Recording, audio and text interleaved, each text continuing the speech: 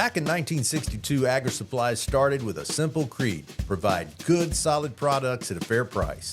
Add in stellar customer service and you have the best option. There's 9 locations across North Carolina, South Carolina, Virginia, and Georgia, and their robust online ordering makes it easy for anyone in the world to experience the Agri way.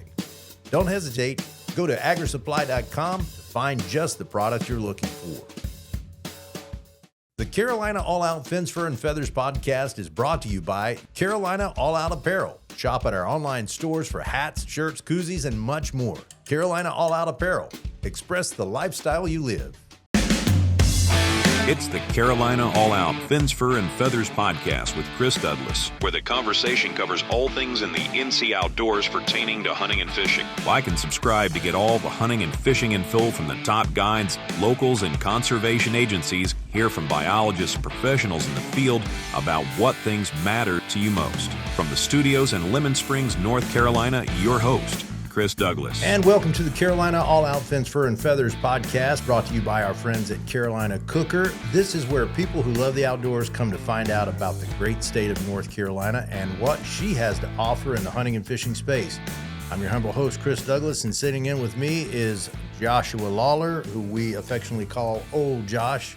He's always introduced as Old Josh here. I gotta be. We gotta keep it up now. We've started it for this long. So. That's right. That's right. Josh does a fantastic job, as we always say, and did a really good job. We were just looking and reviewing some footage from something we did a couple of, last week. Good old squirrel hunt. A squirrel hunt. And one that you haven't seen too often. I mean, there are videos on it, but not very often. Yeah, I haven't. I've searched the world over, YouTube and that sort of stuff. Found a few things, but nothing. I don't think as comprehensive as we're going to do. No, nothing as in depth or time of the year. Yeah, and so it's very exciting time. I have found a new little love out there in the outdoor space, and that is squirrel hunting. I mean, we all started out there for the most part. How many much. Out you know? Send us a message and let us know if you started out with squirrels. I believe that's a lot of messages because everybody did for the most part. You know? That's right. That's right. Maybe a guy killed a duck the first time he went out or something like that. Maybe a deer. I'm sure there are people who did that. But if you started out the way we did with dads who pretty much said, take this gun by yourself, go out there and kill a squirrel. And, we started that foray into the woods. That was where we learned how to be still. We learned how to look, to watch, to listen. A lot of learning experience in the squirrel there. And a good way to, at least for kids and stuff like that, it's a good way to get into it without them being too bored because it's going to happen. You will see them. As long as it's a good day, it's not too windy, like you will have action as soon as you walk into the woods. Yeah. And, squirrels are so numerous, and squirrels are fairly easy to approach. Now, you get into places where they are pressured, they can be pretty tough. Right. But in a place where they haven't been and they're, somewhat used to human presence and that sort of thing, it's fairly easy to just, I'm not saying you're going to sneak up on them, but if you take your time, you can work up there and eventually you'll get a shot at them. Well, if you're deer hunting, they'll stay 5 yards from you and they won't ever move. But as soon as you put on that squirrel gear, that 22 shotgun, they're nowhere close to you. So, how do they know? Because I don't know. I have no idea. I guess they see us looking at them. They know. They see that look in our eyes. So, Well, when we're talking about the animal that might have fed the nation at one point in time, I would say so. It has been an American pastime in some way whatsoever, because there are people who absolutely are crazy about squirrel hunting. And typically that's people who have dogs, I would say. Yeah. Wouldn't you? I would say so. And also people that have dogs, and no matter what you do, if you deer hunt or duck hunt, you are always looking for a way to extend your season as a hunter. So I could be all about deer hunting, but you best believe once deer season's out, I'm going to be squirrel hunting and small game hunting or anything like that. So I know there's a number of guys that do it just because it's something to hunt, That's right. Yeah. Extend. And that's the real reason we did what we did here on the show. We were wanting to show people, knowing us and what we are about here at Carolina All Out, we are here to inspire. We're here to give people ideas. Yes, we're going to do just the good old traditional deer hunt. We're going to do the good old traditional dove hunt, fishing trip like everyone else does. But whenever we have an opportunity to show it in a different light or being done differently, then a lot of times we get emails back that it inspired them to go out and give this a try. So in this instance, we were doing a squirrel hunt. We did 2 days squirrel hunting, and we did it as a float hunt. So we weren't walking in the woods. We didn't have a dog. We weren't sitting still. We were covering, I think one day we covered close to 8 miles back there and back. 4 up and 4 back. 4 up and 4 back on a river. And we were quietly moving through squirrel country, if you will. Pretty much. Yeah, lots of hardwoods. Lots of hardwoods around it. And there was, this time of year. Now we're talking about late season. So we're in February. Yeah. First time was in late January, I guess it was. Yeah, I'd say so. And so, we put out the creek boat. So we're going to talk about all this as far as what gear we had and the type of gear that we were using and the strategy that we had. And I guess we could go ahead and say the strategy right now was to cover as much ground as possible.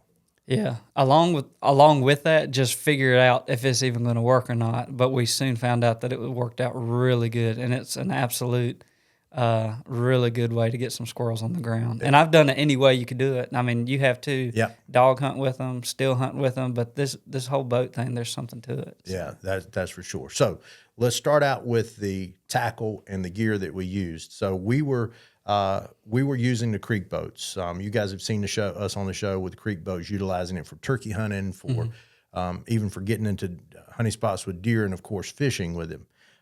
Creek boats are made in Albemarle, North Carolina, and they are quite a wonder, in my opinion. Yes, they are. They're the size. You can get them as short as let's see. You got 80-inch ones. You got an M80. Yeah, M80, 98, and then there's a M80 and an M98. So the M80 is more of a duck hunting kayak style, wide kayak kayak style. And it's used. I know a lot of trappers use those as well because it's easy enough to get into. Put your traps in, put your a big heavy beaver in if you're trying to work around right. beaver traps and that sort of stuff. That's fantastic. But you've done a lot of duck hunting out of M80. Yeah, I would say it's not going to cut water for you to paddle miles and miles down the river or anything like that. It's simply made to really lightweight, drag it down to the swamp with all your decoys in it. Gets you across those beaver channels to where you need to get to be able to hunt, and then get you back. Right. So it's a mobile, like this whole mobile hunting style now with the climbers and stuff. That's the mobile boat. Right. That's the mobile duck blind. The mobile duck blind, exactly what it is. Right. And it's really just made for places where you can't walk, and it's not too terribly far to drag a boat. Right. So, and that's the beauty of the creek boats. Richard Henson designed these boats so many years ago, had made boats up to that point, and then he basically fell on the designs that he has now, and they have just been fantastic. Now, we're just talking about a boat at this point. It's the M80 because there's no trolling motors, nothing's hooked to this thing. This is not made for that type of work.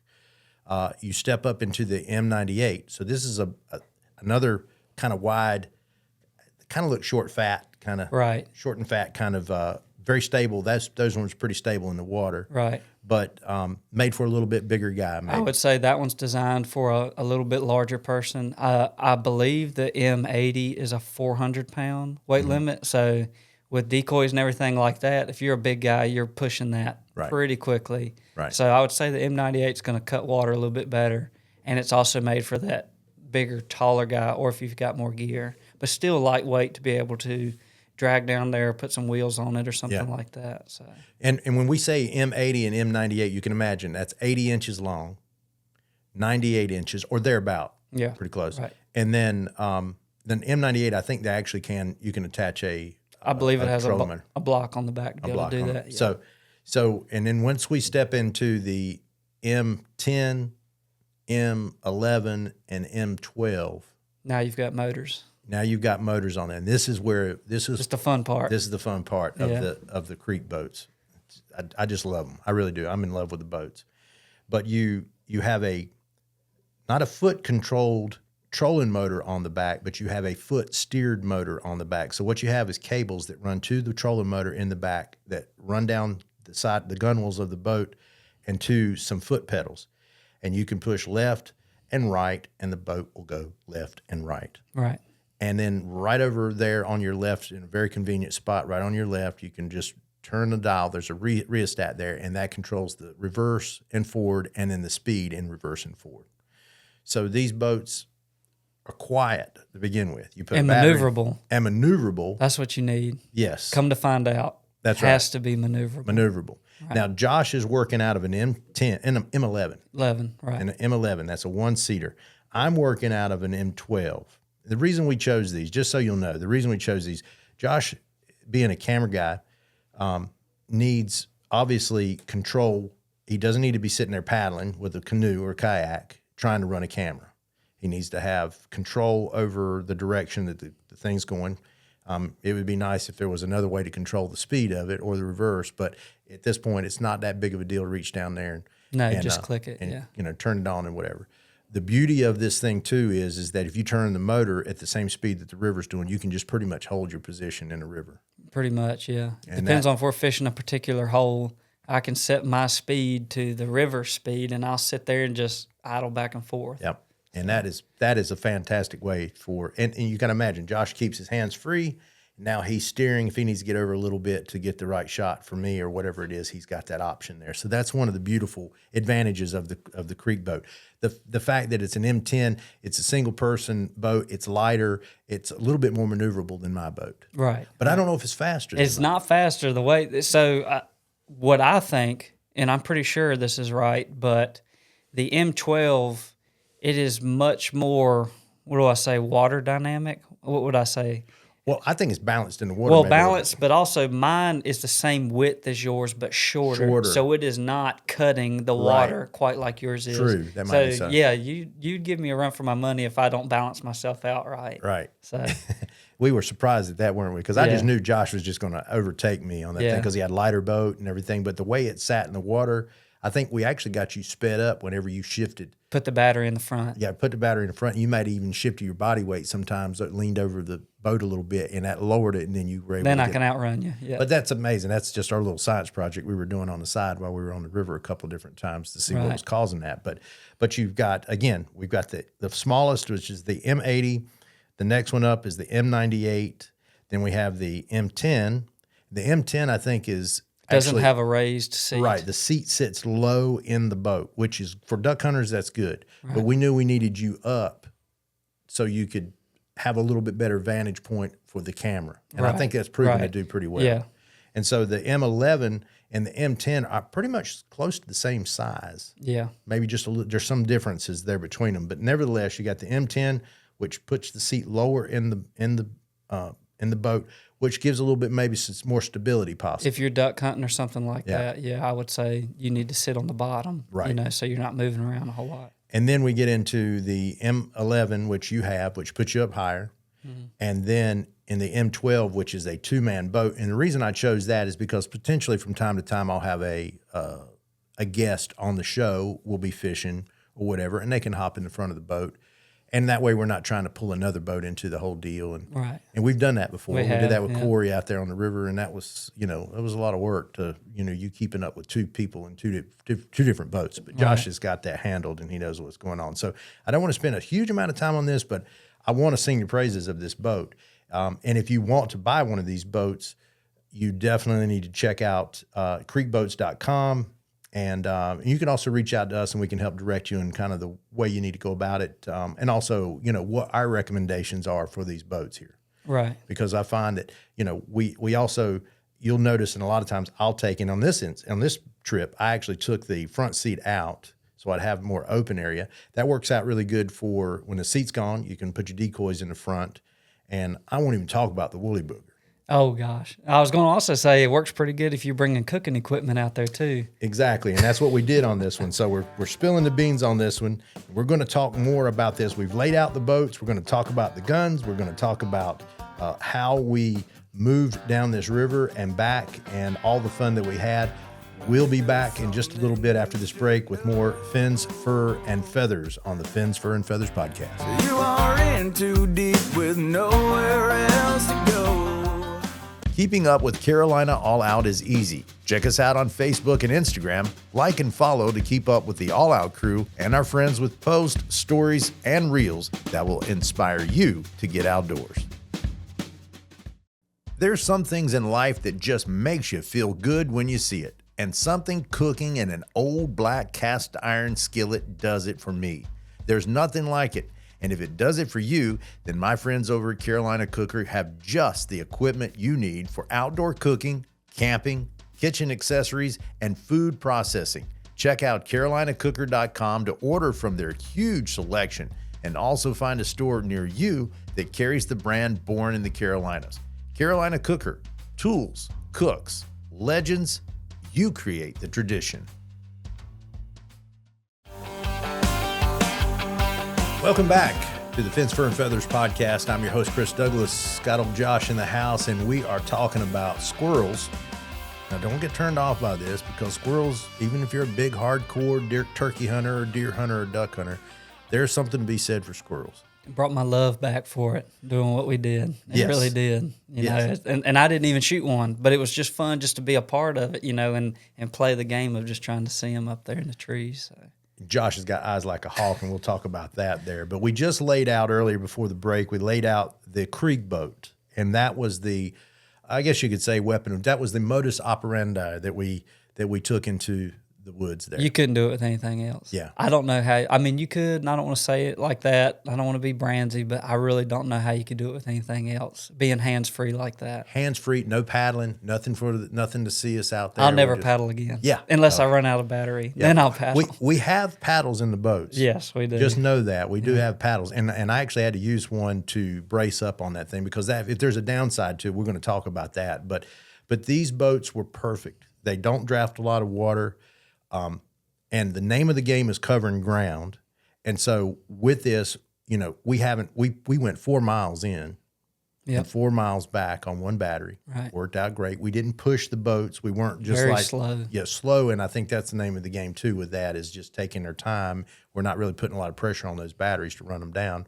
But I felt very comfortable the whole time. I didn't think we were going to get too far out and get past the point of no return and then have to break out the paddles and paddle the rest of the way in. Right. That was pretty it's tough. when you start going full throttle that things start heating up and stuff like that. That's right. That's right. So we drop out of the background, and I'm just going to give this here. People are going to say, "Where did you go?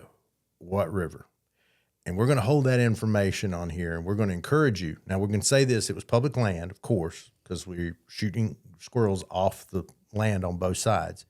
But we don't want to hot spot any particular place, because we just know, not that we're trying to keep up with it, because, you know, there's, and trying to keep this place to ourselves there. But we recommend always, and we always tell everybody when we do these shows, if we're not telling you exactly where we are, or where we're going, or what river we're on, we're telling you to get out there and do your homework. It's fun. I'm telling you, how much research have you done over the years in public land hunting? A lot. It takes a very long time. And that's one thing I want to say is, if you can find a small creek or a small body of water, you can do it on a lake, you can do it on a pond. That's right. You can do it, creek, river, anything like that. If it's got public on both sides, you can do it. And there's public all over the place. You can do it on private land if you have access to it too. So, it really can be done anywhere where there's water, where you can get back into some remote places. So, and we haven't even tried the lake. We're going to try lakes. Yeah. I mean, there's so much game lands around lakes and that sort of stuff all across our state. You know, I'm going to say this: 2 million acres. We've got 2 million acres in this state alone. And I can guarantee you do your homework, you're going to find out a place like this. So we are here to inspire, and we are here to encourage. I'm just not going to hotspot every place we get into, because I'm going to get sideways with the locals. Yeah, right.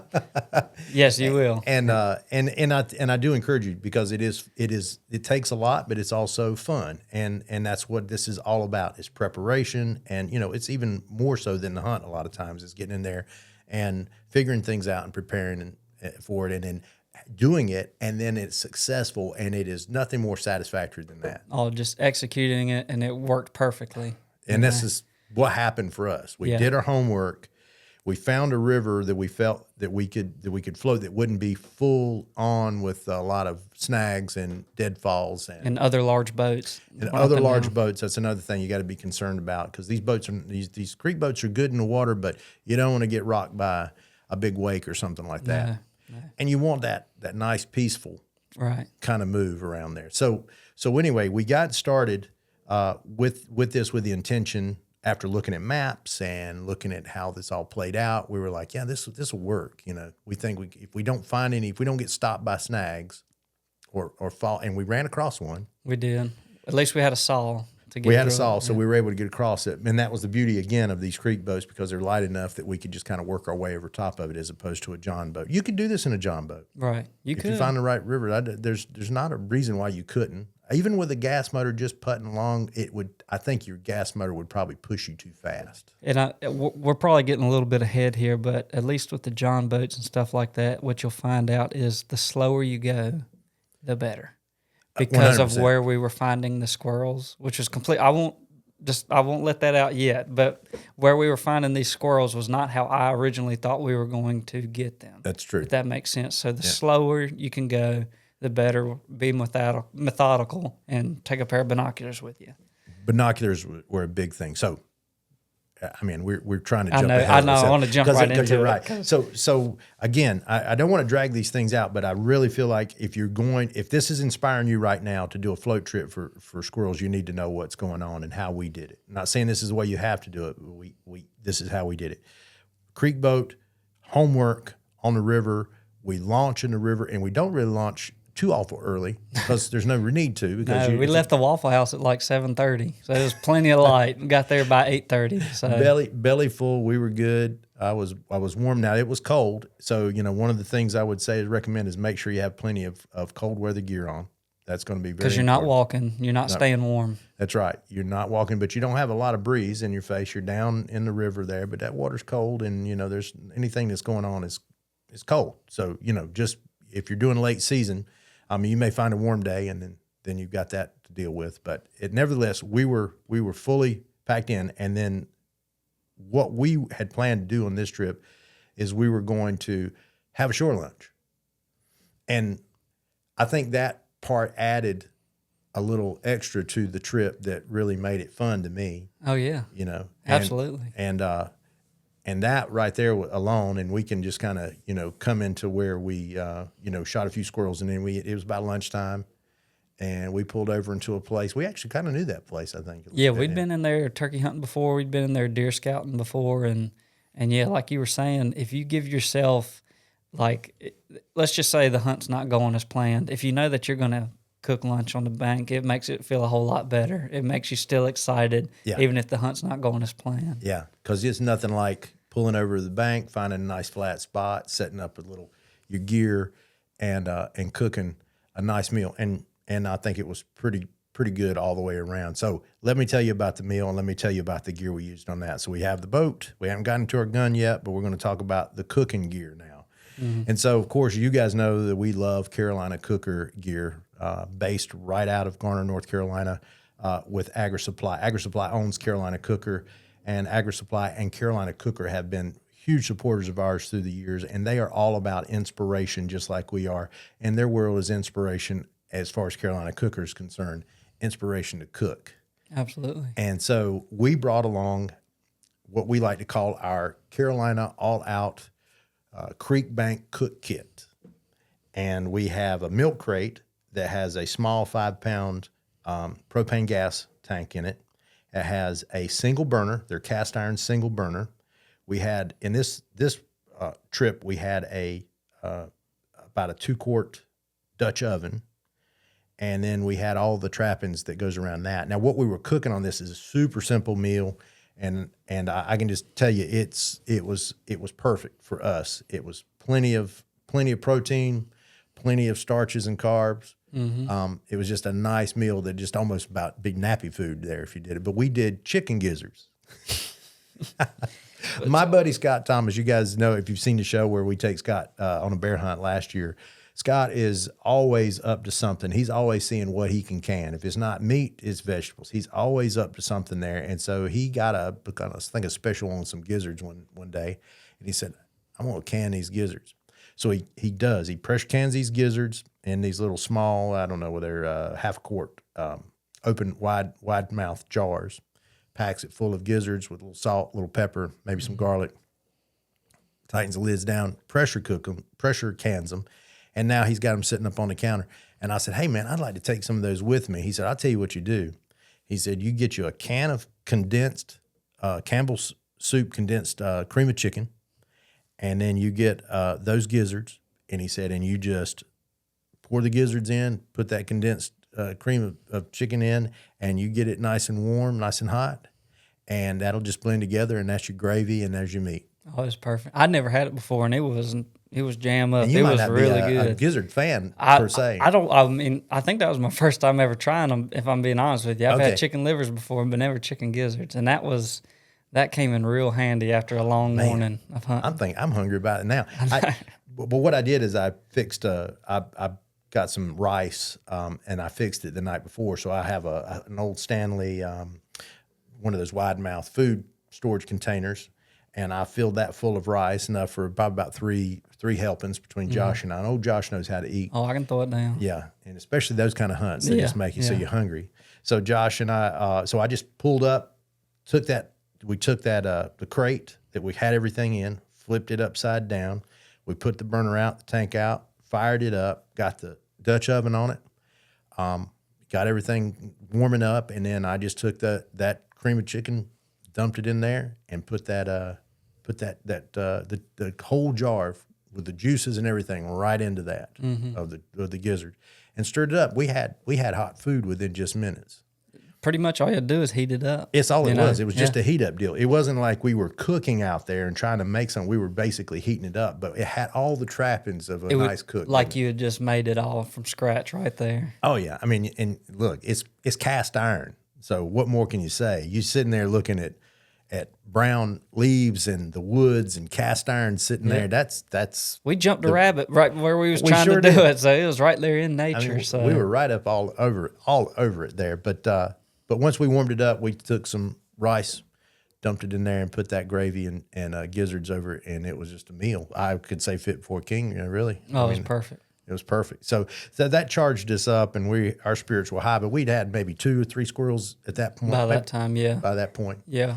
So we're packed up. We're back in the boats, and so we're going to talk a little bit about how we were working these squirrels. Going down the river quietly, I would say that the squirrels were not alarmed by a boat going up the river. No, I would agree with you by saying, just from some of the footage that we've gotten, and the squirrels, literally, if they weren't sleeping on a limb over the river, they were just sitting there looking at us. Yeah. But as soon as we made that step onto the bank, it was completely different.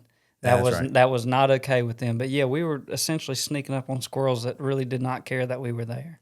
I mean, we look at them with binoculars. I'd look at them with binoculars, and they were just sitting there eating whatever they were eating and not even looking at us. As opposed to if we would have caught them on the bank, caught them on the limb, more than likely they'd have flattened out real quickly if they would have took off for the trunk of the tree there. Right.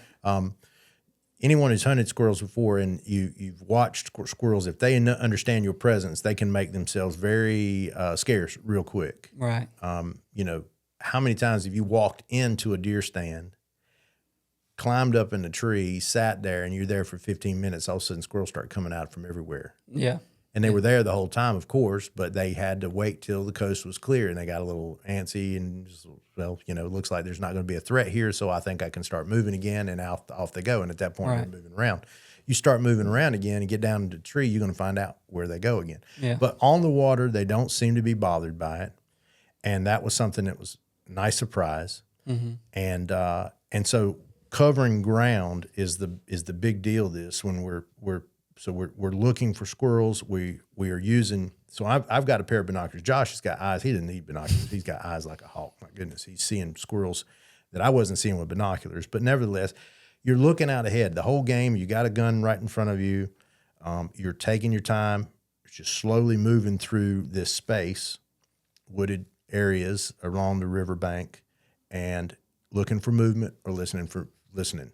Yeah, see, I thought how we were going to get them was we were going to be tooling along, and it hadn't rained in a while, and I was going to hear them on the ground rummaging around, but that was absolutely not what ended up happening. Right. And I feel like I might have heard some, but mainly what we were seeing was these squirrels just silhouetted in the trees. They were literally silhouetted in the hardwoods, and I mean, that also goes into what time of year you go. If you go in November where there's leaves on the trees, it's not going to be as easy. You might want to listen for them on the ground. Right. But we were really finding them just hanging out on the limbs, sunning, I guess, just warming up, messing around. There might have been some berries up in the trees, or they're eating the little buds that are coming out and stuff like that. But yeah, I was amazed that we didn't see nearly as many on the ground as we did spotting them up into the tree. Right.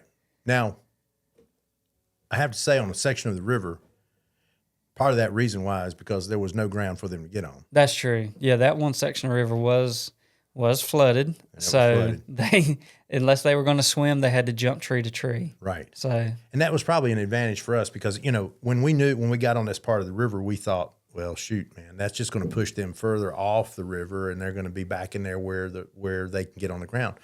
But not really thinking about it, their nests are right there next to the riverbank. right. Within 50 yards of the riverbank. So they're not going to, as long as the food's there, they're not going to move too far away. And I think, they're kind of hanging around close by, and they don't want to get too far off of there. So we were finding them right there next to the riverbank in the trees. And one of the trees that we kind of honed in on was a sycamore. Yes, it was. They have that, I think they call it a chaina. It looks like a berry hanging up there, but just a hard thing, Yeah. You've seen them come out of the sycamore trees there. And they were targeting those things right there. There's a bunch right around that one area. We found them, and those sycamores are on that river. So, again, that's part of your homework. Well, you don't know until you get there, but pay attention. I would give that recommendation. Pay attention when you see a squirrel, what he's doing at that time, because we found out that pretty soon that there was something that was there and available. It might not have been their first choice, but there was no acorns. Right. And if you can imagine, that part of the river was flooded off. If there was any acorns, they were washed away gone. or underwater. Yeah, you also got to think about it though. As long as that river has been there and it has been flooding, those squirrels have been there and they've been just fine. This is not the first time that they've ever dealt with a flooded river. It happens literally all the time. So they know if they need to get to dry land to look for food, it is not that hard for them to jump tree to tree. I would assume that they have already built up enough food throughout the fall, for them to not need to get out that much. But, a squirrel's a squirrel, and if there's no acorns on the ground that year, then he's going to have to think of other things to do, to find food. So. And food is the name of the game for them. I mean, they've got to eat every day, just like we do. And so that was, we found that they were there. Another thing we found out, and this is something for you guys to remember, is squirrels don't float. They do not float. And at all. At all.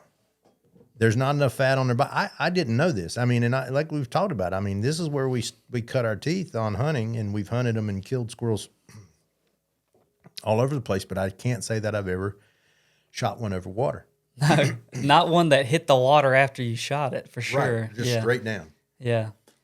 Yeah, and the big thing is that their tails float, but if you really think about it, it's like their lungs are just teeny tiny little things, and they're the densest, most muscular little thing there is. So why would they float? Yeah, if you make why sense? would they?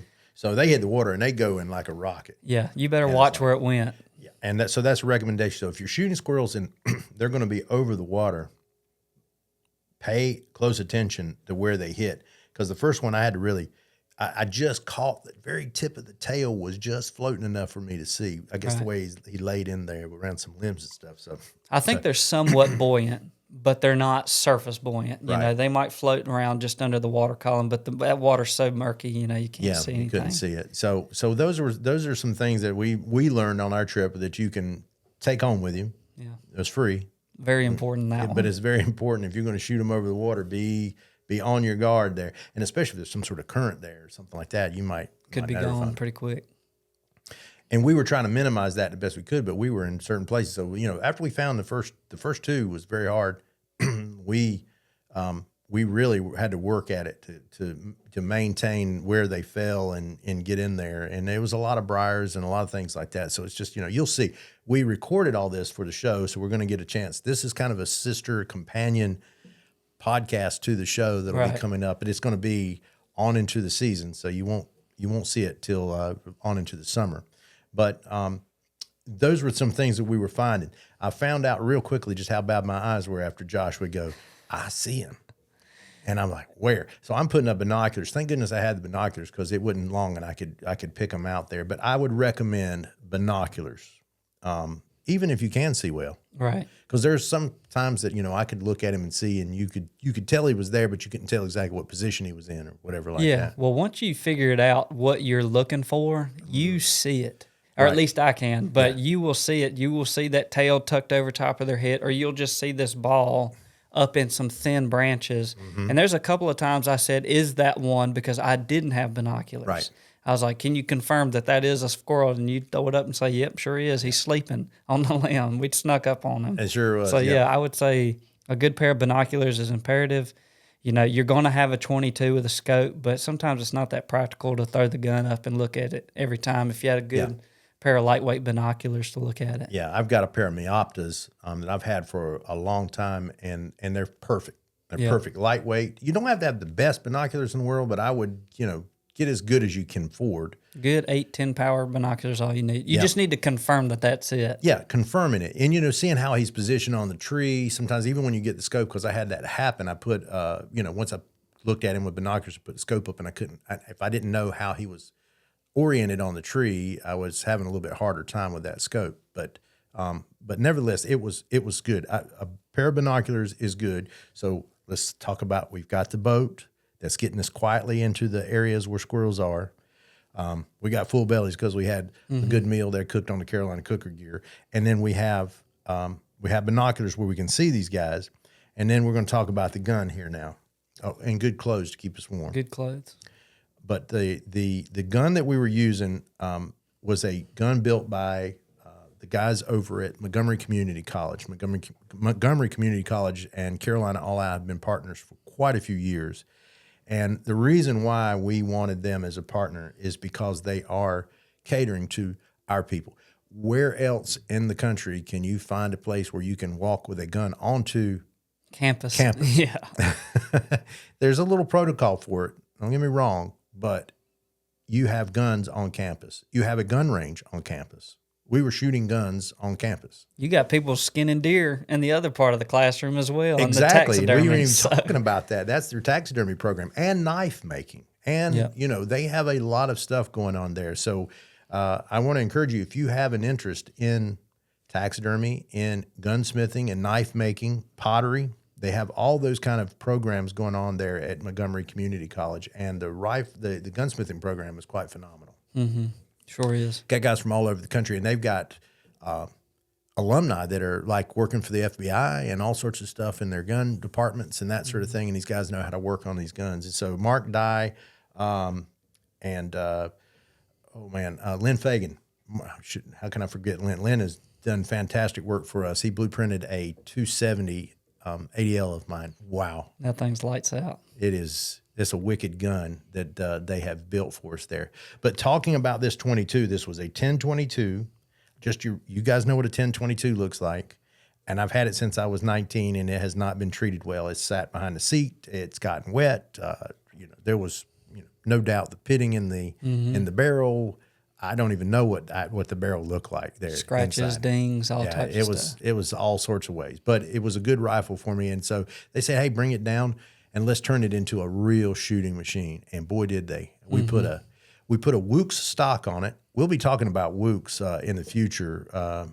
Wooks is started by an Italian company, and they were in the craft of making engraving shotgun stocks and the metal engravings. Fantastic work. Everybody knows how Italians are with their guns. And so they started this whole thing where they're building chassis and stocks. Really practical stuff for people to use. And they make axes and all that stuff, but they're based out of Hickory. And if you know us, we are always going to, if we've got a category open to partner with, we want to try to do it in North Carolina first. Absolutely. So it's a North Carolina company. We encourage you to reach out to and look at Woox, WOOX.com. Will put you into their webpage, and you can see all the cool equipment that they had. But the particular chassis that they put this gun on was their Wildman, is what they call that. It's walnut stuff, beautiful, but it's got that sporter look to it. Yeah, it combines that class with also that really high level of shooting added to it. It's a classic progressive. That's right. Yeah, that's right. That aluminum block in there that they've got holding the whole thing together. It's awesome. It's just so perfect. So anyway, we put a Ruger. We actually got a Ruger factory hammer forged barrel that we put in it, and I don't want to even begin to say what they did to it, because there's stuff that I don't have any business. Yeah. I don't have any business doing. Yeah. But besides putting it on that stock, putting that barrel on it, which is, and doing all the accurizing that they did with this 1022, then to top it off, we put D&Z mounts on it, and I had Tim Coggins over at D&Z, which D&Z, by the way, they make unbelievable scope mounts, one-piece scope mounts, and some other products as well. But they put these on this gun, and with the combination of the Woox stock, the accurizing, the barrel, and then we put a Bushnell. Oh, what's the Bushnell? What's the name? I was literally just trying to look that up. I didn't get to it. But I can't remember the name of the Bushnell scope there. We're not sponsored by Bushnell in any way whatsoever, but Bushnell does a fantastic job with their scopes. And this was Josh had recommended this scope to me because it had it has a focus in the front to help with the is it a banner? I think it is the banner. I think it is the banner. Well, the good thing about that, so, okay, let me just back up. So when I started out squirrel hunting, I started out with just your regular old 22, just like you. Right. Just regular old Nikon scope, wood stock. But then as I progressed, my dad really got into it as well, because I was a kid. I couldn't do it myself. But we found a lot of love in trying to accurize these 22s ourselves, putting these nice barrels on it, putting these nice stocks on it, nice scopes and stuff like that. And one thing that we found was that when squirrel hunting, there's a potential to have shots as close as 10 to 15 yards, as well as shots out past 100. Right. And so one of the things that changes is the parallax. And if you're anything like me, I cannot stand shooting at a squirrel with blurry crosshairs. I can't do it. It makes you inaccurate, and it's just something I've never liked. Well, this particular scope, which we believe is the Bushnell Banner, made for rimfires, not too expensive, actually kind of cheap, believe it or not, but it has an adjustable parallax all the way from 10 or 15 yards all the way out to 100 yards, so you can really dial in how close that squirrel is to where your crosshairs are always in focus and they're not moving around on you, so you can stay accurate. And that works. Yeah. And truly, once you showed that to me, and then I got into it, I was able to, we used it. We were able to turn, because we made a shot. I don't know. I made some, honestly, I surprise myself sometimes, but I did make a headshot at 50 yards. I do remember that one. Yeah. That was impressed me, even me. But, these kind of setups that we're talking about here is not necessary, but at the same time, it sure made it for a much more enjoyable day when we were able to. Now you got to remember, this gun is pretty heavy because of this bull barrel on it, but I didn't have to carry it around because I'm on a boat. Yeah, and I just looked it up. It's the Bushnell Banner 4-12. Now, I understand I'm not a huge rifle guy, and there's probably some better scopes out there, but for what I was using it with on my guns, it really helps. Yeah. And it's really going to help you out with making contact with these squirrels that are close, might be in the brush, and you're trying to weave it through there with that little 22. That's right. It's good for your crosshairs to be in focus. So. Yeah, that was, a deadly combination, no doubt. Good-looking gun, and shoots, lights out, and all done at a community college here in North Carolina, which is absolutely fantastic. And we did talk a little bit about their taxidermy program as well, which you guys have watched any of our shows. Some of our most popular shows are there with the taxidermy program, and mounting deer, mounting ducks, turkeys.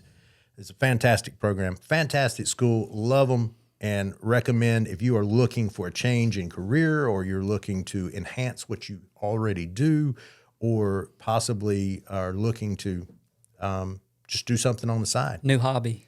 New hobby. I mean, they've got that 1022 program they have. Now, this is something about the 1022. They have actually, I think, a 5-day course for the 1022. Right. Just 1022s. You bring your 1022 in and you accurize it like we did ours. They show you everything that they did with ours. And it was great. But nevertheless, we have a very accurate 1022 laying there in front of us on the boat, and we are quietly moving down the river. And so let's give you a scenario. We catch a squirrel that is sunning on a limb. Round the bend, Josh looks up with his eagle eye and goes, There he is. there he is. I look up and I go, what? Yeah. And then I'm binoculars and I go, oh, you're right. It is a squirrel. And so then the next part of the game, this is where we go into kill mode. Yeah. And I think the first couple of times it was a little bit frantic, wasn't it? Yeah, it was because, I mean, well, I don't mean to steal your thunder, but you don't realize I guess one of the drawbacks is you're on a boat. Right. And boats are not standing up. You know, you're not on solid ground. So when you if you crank that scope all the way down to 12 power, you're going to see yourself moving in that thing. Yeah. So it was a whole thing. Now with cameras, it was a lot harder. But with those boats, we were able to move into position. Either you're ramming your boat up against the edge Right. of the river, or getting up on a sandbar, or just trying to get into a snag to where you'd stay still. Mm-hmm.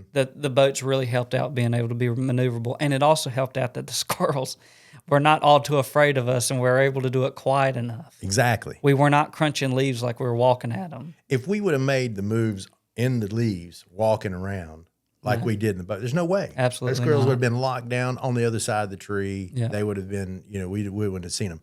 But they didn't have the problem with us moving around and getting in position. So we got sometimes unbelievably close. Squirrel, now at that point, they might be alert, and they're like, what is this person on this boat doing? Yeah. Why is he so close to me? I feel like if we were not looking at them, we could have gotten by with a lot more. But if you mess around too long, they will eventually start to not like it. Yeah. But you got to think about how many people they see fishing or doing stuff like that, and they've never messed with them. Right. Or kayakers. That's it. That's the thing. I think that is one of the keys to this whole thing.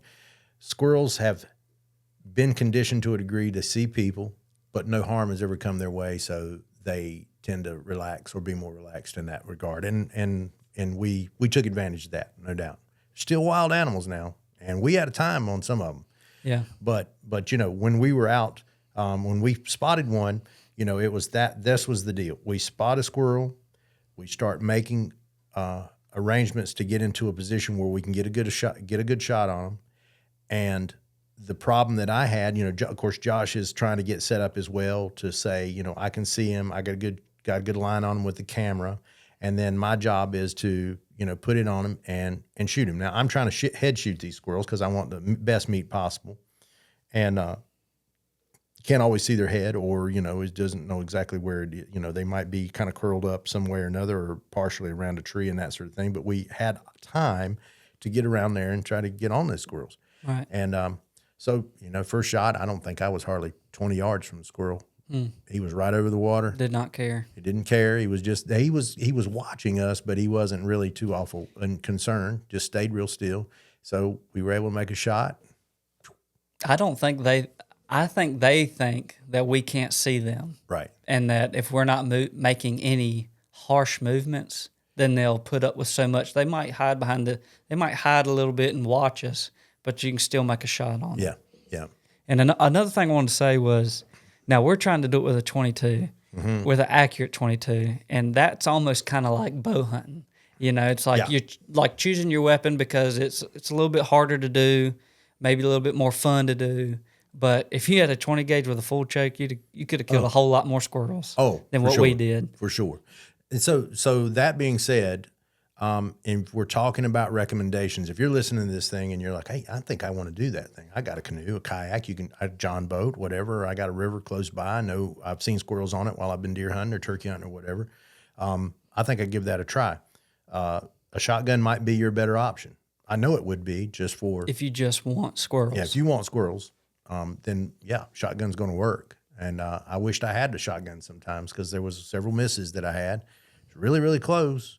But, again, the movement of a boat is magnified big time when you got a squirrel in your scope, So at 12 power too. 12 power, yeah, because I had them jacked up sometimes just to be able to see exactly where his head was at and that sort of thing. So we're trying to make that shot, make it accurately. So we finally, squirrels lock down or they don't. They're just sitting there, not worried about us. We make a shot, boom, we get the squirrel. He hits the water. We're retrieving him, or he hits the dry dirt. In some places we had them hit the ground because the river wasn't flooded in that place. And so sometimes it's treacherous now. In some of the places when we're trying to get to the squirrels, we're actually crawling up banks because the river's pretty channelized there and water's down enough that, there's a lot of room to go up. So we're finding logs. 4 and 5 foot banks and stuff like that in certain areas. And so, and it's not easy always, but take your time. And you got to mark your place where your squirrel is, and don't forget that, because I was at an advantage because Josh could stay on the boat right close to where that tree was and walk me into it. And retrieval is key to this whole thing. You're not shooting squirrels to just leave them lie in the woods. We're trying to retrieve every single one that we shoot. So we didn't come out here to kill. We came out here to harvest, if you will. We did come out here to kill. I'm going to say that because I'm not ashamed to say that. I came out there to kill squirrels, but I came out there to bring those squirrels home with me. Right. So that being said, we did it time and time and time again. We sure did. We fought the briars. We fought the banks, got up there and got those squirrels. And like I said, I truly was amazed by it. Now, if we went at a different time, that's one thing we haven't talked about yet. It's the time of year that we went. Yeah. Go ahead. Throw it out there. Potentially better times of the year for us to go. Mm-hmm. I mean, I think we were trying to stay away from the deer hunters, but I think, we shoot our squirrel and we move on. The deer hunters would be just fine. I think some times that we don't know about yet that could be really good is October, November, early December. I looked up the squirrel rut is right around there in early December. Right. And so I think those could be really good months as well. So, I mean, those squirrels had the potential to be hunted already, so they could have been a little skittish, but I think us being on the water really helped out with that. I 100% think that, and that's the way I'm going to do it. Outside of a dog, I love hunting with the dogs. Right. That's just fun and a fun way to go after squirrels. But this was stealthy. This was old school in the way of like you felt like you were kind of stepping back in time to a degree. Yes, I had a battery. Yes, I had a trolling motor. I was not paddling down this thing. But it was just so cool to be able to get in there. We're going to wrap this up in just a little bit. But we're going to go to a break. Stay tuned. We've got the final thoughts on squirrel hunting while floating down the river right here on the Fins, Fur, and Feathers podcast. We'll be right back.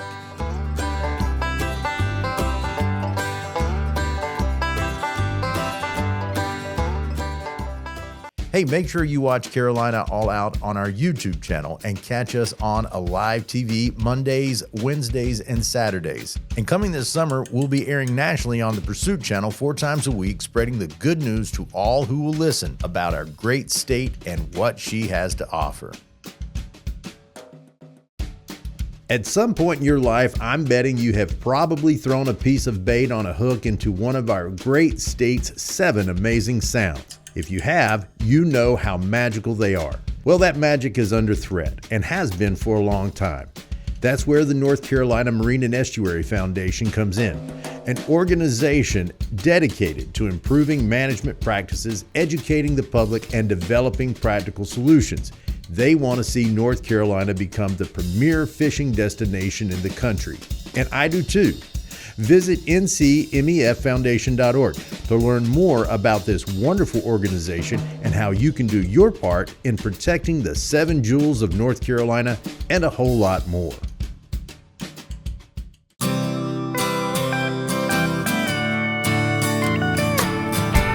We're back. Fins, Fur, and Feathers podcast here on the Carolina All Out Network, if we can say that. Yeah. Well, we've been talking about squirrel hunting, and of course, I said, told people in the very beginning, don't turn the channel just yet, because I know squirrel hunting might not be your thing, but the way we did it was an awful lot of fun. I didn't think I'd ever be doing a podcast on squirrel hunting, if I'm being honest with you. Yeah. But what we just did, I say it all the time, like I'd rather crow hunt than duck hunt. And it's like, well, I would rather, this was a lot funner than I thought it was going to be. Yeah. And so is a good thing to do after deer season for sure. Yeah, and I think that's going to probably be a tradition. Oh yeah, in the we've future started there. something for Yeah, sure. for something there. And I'm telling Josh, Josh, you need to just get out here and do it. Just do it on Yeah. your own. Go kill a mess of squirrels. Just for yourself. Yeah. Because it would just be a way to get away from it all. It really is a solitude of that. You barely hear any. With these creek bows, you're barely hearing anything, and except for the noise of squirrels and birds around. That sort of stuff. And I expect we got there in the right time of season. We probably see deer and everything else around there because they live all around there. So there's a lot to think about and to see while you're doing these kind of trips there. But we've been talking about all the gear that we use, and one thing I wanted to say, Josh did remind me in the break that we should talk about one of the pieces of gear is a flotation device. Now, because the creek boats are motorized, we have to register them, and you are required to have a life vest on. And so I was using and I bought these some time ago, just a camo. I don't even know. They're made for kayaks because they have a vented back, so they don't have that whole back there to to sit up against and kind of push you away mess you up the seat. But one thing I will say was with all the clothes on and that vest, now I could tighten up really good to make a shot, but man, I just about lose my breath after holding it for because you can't hardly move in the thing there, and after a period of time, it really got into a problem for me. I had to actually unzip it and hold it out. So one of the inflatable type, I feel like it would work just as good. Would have probably worked better. Yeah. in that at that time. So, but don't forget, safety is really important, and we're trying to be better and better about that as we go along and being more safe. And because we understand the responsibility of us. Because we're here to inspire people to get out there, we want to show them the correct and right way and legal way to do things. And so we're required to have that, but we also wanted to be safe in there because you never know what could happen. That water's cold. We're not far from the bank. No, but it's good to have it. But if something happened, I'd like to have that on me because that's a whole lot of clothes to try to get off those banks. And those banks are straight up and down in some places. So you'd have a bit of trouble getting out of there. It's like a tree stand safety harness. Agreed. It might get in the way, but you should wear it. Agreed. Agreed. So that's just one more piece of the puzzle there to have this sort of thing. But, coming down the river, doing this kind of hunting, a boat, of course, a good shooting gun, whether it's a shotgun or a rifle, something to eat along the way. It doesn't have to be all did up like we did, but I don't regret that one. Some Little Debbie's, some little donuts, anything like that. Little Debbie's, some nabs. Carry you today. I do have a nice Stanley coffee. Man, that thing keeps coffee hot all day long, and I enjoyed a cup of coffee there. Josh, I don't think you had any C4s, did you? No, I didn't. I didn't have my caffeine. I'd already had that morning, so. Well, that's all right. We're going to refrain from drinking too much of that. Josh trying to wean himself off of those kind of things. But yeah. Another thing, you're going to be out there all day long, so That's right. Bring some food. Bring food. This ain't going to be no half-day trip. No, because you're going to want to be there. Because there are times we found that squirrels kind of dead time. There was dead time in there. Yeah. And then all of a sudden, we couldn't not see them. I would say don't be in a hurry to get there because they were not out there super early in the morning. And honestly, they didn't start popping out till about 10 o'clock. That's right. So That's right. we'd already passed a lot of squirrels before it got 10 o'clock, That's true. That's true. It really just depends. Could be the time of the year, though, because I know if you go while it's still deer season, they're very active all the way, 7 o'clock to 9 o'clock. So, and listening, besides seeing, you got to use those ears. Yeah. We could hear them just... we didn't say that yet. Yeah. We have not talked about that yet. We could hear them, man. They were whatever that was. There, I think it was the black walnuts. It was the I think it was the walnuts that they were on that was super hard. Yes. Because man, when they were, it was loud in the woods. We could hear them actually crunching those or trying to cut through those walnuts. 3 or 4 times we heard that and we completely stopped. And this is like literally. Yeah, everybody knows what the sound of a fast chewing on something hard. Like, I don't know, like a mouse trying to get through a board or something like it. Right. Literally sounds like that.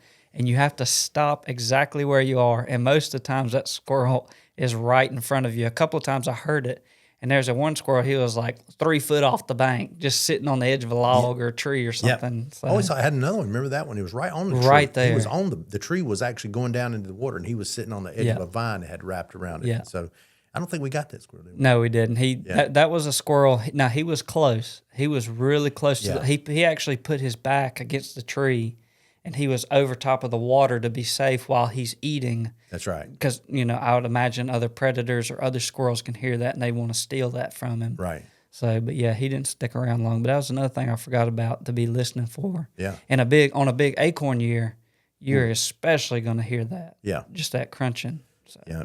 And it wasn't a big acorn year this year. No, So it wasn't. So they've got pretty scarce groceries out there, but maybe that was to our advantage. I don't know. But that was a fantastic, fun time. I encourage you, first of all, get out and do squirrel hunt. Don't feel that, at the end of the day that I've graduated beyond that, because there's nothing wrong with going back to your roots. And I do enjoy going back there from time to time. And now, since experiencing it like we have and doing it this way, if I know me and I know Josh, we're going to take something so simple and we're going to make it complicated. I know. I was about to say, maybe we've just gotten lazy because, I sat on my butt and covered a whole lot of ground, and we shot the gun off our butts too. So, 8 miles. 8 miles, and I never broke a sweat, folks. Never broke a sweat. The only sweat was loading the boat. That was it. And I'm telling you, it was a blast. It was a fun time, and you're going to get to see all of that we've been talking about on the big screen coming up in July, maybe August. I'm not sure when this particular one will air, but our new shows, Carolina All Out, we're going into season 8, and this is going to be part of the lineup. It's going to be, I think we're going to call it late season squirrels, maybe. Late season squirrels. Late season squirrels in skinny maybe water. Float in skinny water or something to that effect, and we're going to be showing you how it all went down. Everything from the cooking with the Carolina cooker gear, showing you everything that we use from the rifle and the boats, and we'll give you a good little rundown of the creek boats. It's a lot that we can cover there. I hope that you will catch that episode. We'll be talking probably from time to time as we do these podcasts. We'll be talking about that episode because it was just so much fun. But we hope that this little talk about this hunt that we did will encourage you and inspire you to get out and give it a try yourself. Not saying you got to go and spend a bunch of money on a boat and on gear and that sort of thing. You've probably got a lot of this already yourself. You can do it in a kayak. You can do it in a John boat. But let me tell you, it was a whole lot of fun. And we're going to be doing it again, I can assure you, whether the cameras are rolling or not. It's an excuse to get a boat, that's for sure. Whether you duck hunt or anything like that, it's like, well, I could probably do it for squirrels too. So, and we're finding out. Yeah. We've done ducks on them. We've done squirrels. We've fished on them. I think there's other things we're going to be doing on them too. Time for some big game. Big game, yeah. And these can do it because you can be so stealthy with it. But please let that encourage you, and we hope that you will continue to listen to the podcast and watching the show, Carolina All Out. Please follow us on social media, which would be Instagram and Facebook. We've got a lot going on there, and we're all about pushing and promoting hunting and fishing in North Carolina specifically. I'm Chris Douglas signing off with old Josh, and come and see us again here on the Carolina All Out Fins, Fur, and Feathers podcast. We hope you'll join us next time.